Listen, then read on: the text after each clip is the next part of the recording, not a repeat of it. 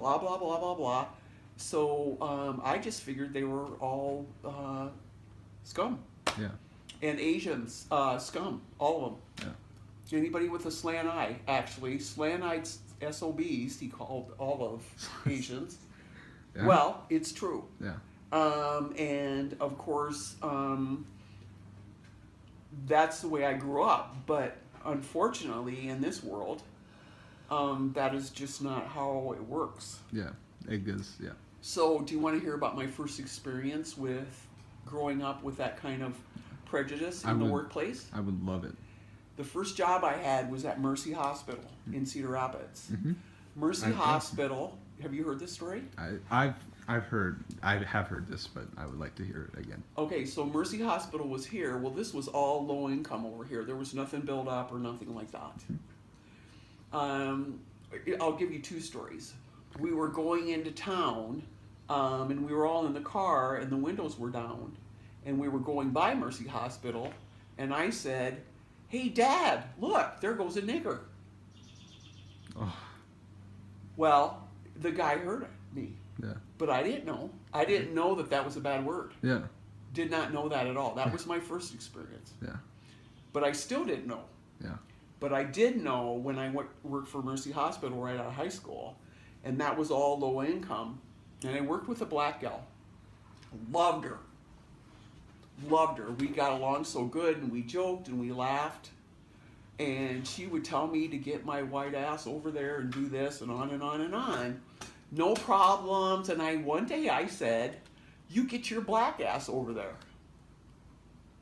Well, I got in major trouble for that. And that has been, how long ago has that been? We'll be married 45 years. 45, 46, 47, You graduated in 67, 68. It's gotta be. So that's been that long ago. It's been 50 years. So at that time, there was racial stuff going on in Cedar Rapids. Oh yeah, because that's about the time They when pulled me out, away March. from her. Yeah. Of course, she ran right to management. Yeah. But she said it to me, but I couldn't say it to her. Yeah. That was my first experience, and I didn't like it much. Yeah. That it was okay for her, but not okay for me. Yeah. But from that point on, I know that I've always, okay, that's my thing. You probably don't want that in this interview, but No. Yeah. Anyway. No, it's fine. Yeah. well, that is why I've always said one of the things that you kids aren't ever going to enjoy is freedom of speech, Oh. because we lost that. Yeah. It's okay for one, but not for the other. So from that time on, I was really conscious of PC or whatever you want to call it. Mm-hmm. Working for the government, you best be PC. Yeah.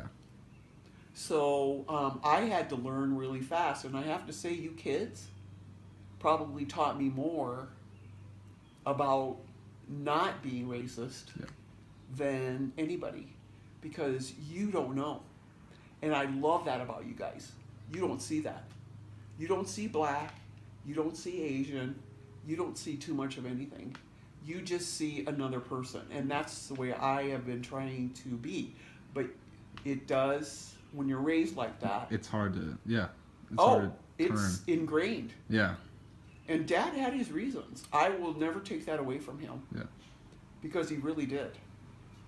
Because they were life and death. I mean, that wasn't Do you know what age he was when he died? my dad. Yeah. He was 80. I have it on the calendar when he died. If you want me to go tell you, Is it like 80? he'll be 93 this year. 93. If he would have lived. And he died.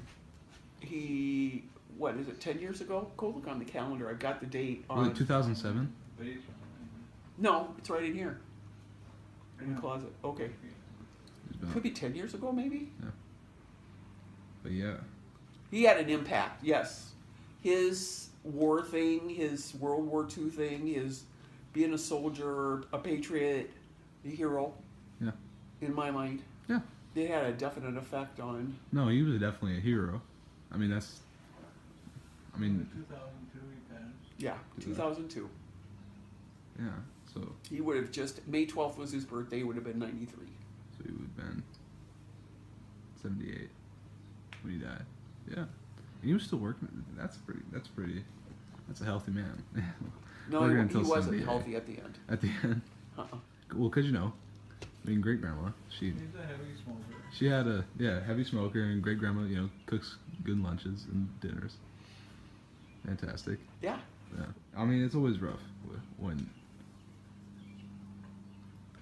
a war has such an impact on the whole world, and you are one of the people that has to step up and become this superpower for the whole world, because that's what United States ended up being after World War II, because Europe was just completely in shambles. For everybody was completely messed up through the Battle of Britain, when Germany just continuously bombed Right. them for 3 months, and the turning point war was the Battle of Stalingrad, when the Germans tried to invade the Soviet Union, and then Pearl Harbor, of course, that which started the Japanese involvement with the Nazi Party, trying to start a fascist group, and when the United States had to step in, that had a really big impact. That was when the whole world really needed to help out, and the United States ended up coming out being the economic, military, political superpower that it still is today, mostly. And it's really rough, because in every war there's going to be just horrific things, but especially in World War II, with the amount of military that people were building up, and the amount of just tension that was between everybody. Well, and I think that World War II was very barbaric Yeah. because the toys were bigger, but men were men. Yeah. Well, the big thing that with the way that the United States is, and the economy, and the free enterprise that the United States has, we were able to outproduce all of the bombs, the ammunition, and everything. We were able to outproduce the rest of the countries. That's what helped in the war. If we hadn't been able to outproduce a lot of these countries in their bombs and their ammunition and all this, Yeah. it would have been a different turn. Yeah. But everybody Very- came together. The women went into the war plants. Yeah, they That's That's what what they I did. mean. Yeah, That's I the mean, big Everybody thing. worked together so well. The country's not like that now. Well, I mean, during World it War would II, be if something War- wanted to pull it together. World War II was the big movement for the feminist movement, and so that ended up, because with all the men at war, women really needed to step up, and that was really that's where that picture the comes picture. from. Yeah, the we woman. can do it. Yeah, Yeah, I know it. I want that. I know That's it. But that's, they had to. that's The fantastic only way propaganda. the only way that we could, and that's why I think that war, those soldiers, that totally changed the dynamic of families, generations, me to your mom to you. Yeah. I mean, your mother has taught you things that she probably learned from me or learned from dad that was a part of him as well. Patriotism. Because I was completely raised by my mom, mostly at least. Right. And that's just not common with the older generations, and it's just really because if I was to go back 100, even 50 years, people would completely prejudice against mom and our family for her having a job and her trying to support herself. When I came home, because I was married before, when I came home from Kansas on the plane, I had Nan. Yeah. And when I came home, I was sat down by my mother. I was not to tell anyone that I was divorced. I was not to discuss it. No one was to know anything. It was supposed to be a complete secret. Now that's one generation back. Yeah. So that absolutely is what you're saying is right. Because I was looked upon, and I was not looked upon as a person like your mom was. like a we can do it propaganda. No, I person. was looked at as a divorcee, as somebody who was just looking for a man. Yeah. So that, think about that. That, I know it seems like a billion years, but it's not.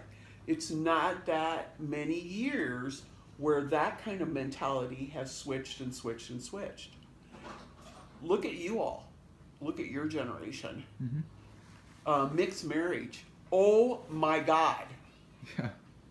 My generation, absolutely not.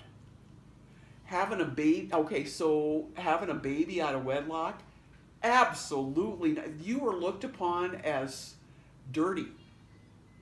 Girls aren't looked like that anymore. Having, not being a virgin, which I'm quite sure many girls were not virgins, but not being a virgin, you were scum. I mean, or if you were on welfare, God forbid. That's the deep conservative part. Yes, of the I United States. had to go on ADC, which is welfare, Yeah. for just a short time before I met Grandpa. And I was never to tell anyone that. I mean, my dad was mortified by that. And I went, I went to counseling for something. And my dad was, you don't ask for help from nobody. That was him.